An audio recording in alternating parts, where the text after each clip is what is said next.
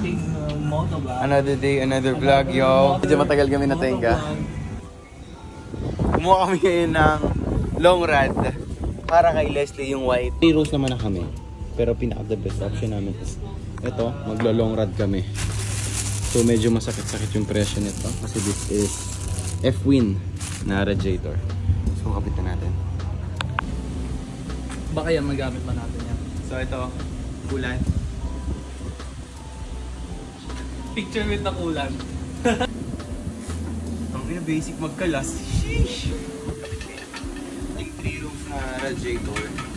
So, for sale na rin siya, pero hindi kasama yung fan ha. Ngayon kung gusto yung bilhin, PM lang kayo ulit, no? So, marami kami pina-parts out, alam niyo naman sa mga vlogs.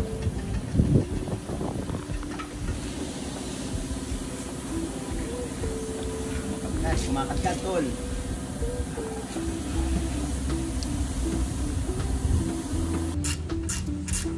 So ayun guys, lilipat natin tong high speed fan dito ngayon sa dito. Since bakit ba nawala? Ang laki na siya.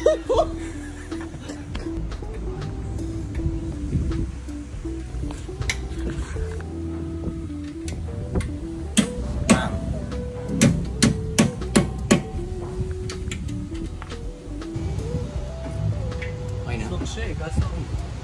So yun guys, kakabit na namin ngayon yung bagong rod. Since nalagay na namin yung fan.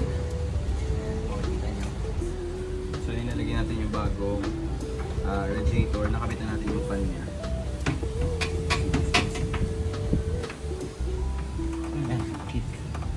So kabit na lang ulit natin mabalik yung mga hose. Ito na yung bago nating long rod. Ito yung fitment niya. So ayos na. Kasi yung mga tornilyo yung ninabit mo? Andiyan sa unang pitak. Para makabitan siya ng wait nga, poking na. Kalawang itsura niya.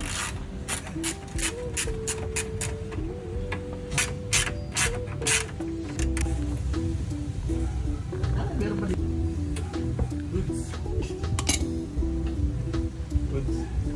Alam ko, tatanggal naman natin yun siya ng Termo switch. Papalitan natin ng, syempre, spoon.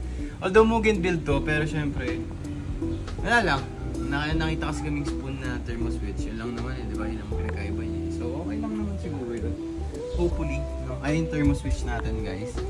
Ayan, tatanggalin lang natin ang Termo switch. May papakita yan. It's already night time as usual. And nga ngayon lang dumating yung ating spoon na thermostat at Termo switch. Ayan, hawak na ni Maui.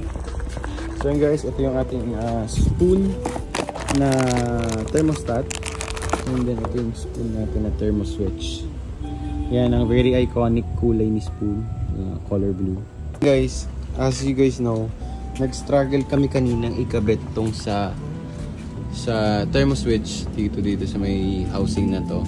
So ngayon kakabit na namin siya agad para mas madali namin siya masisikipan habang hawak namin siya. And then kakabit na natin siya right away. If I'm not mistaken, pag ganito siya. Pag ganyan.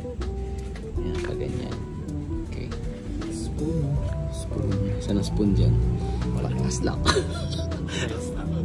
Hindi, pero iba daw ang adjustment na ito. Oo. Kasi ang sabi, normal 94 something. kung di kami nagkakamali, 94. Pero sa spoon, 80 pa lang. Pagaganahin niya na yung ano. Nilalagay natin tong housing. Bitaw. So, ayan, sakto yung hose. And then lalagay natin. Ayan. The best na is nakakalito. Here.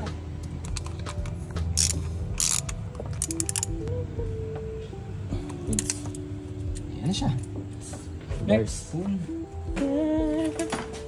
Kita niyo ba yung coupler namin? Kita niyo ba yung DIY? Repaint namin? Ayan na siya ngayon. Nagbibitak na siya. Pero at least ito hindi, di ba? Okay, start? Start? Walang ano.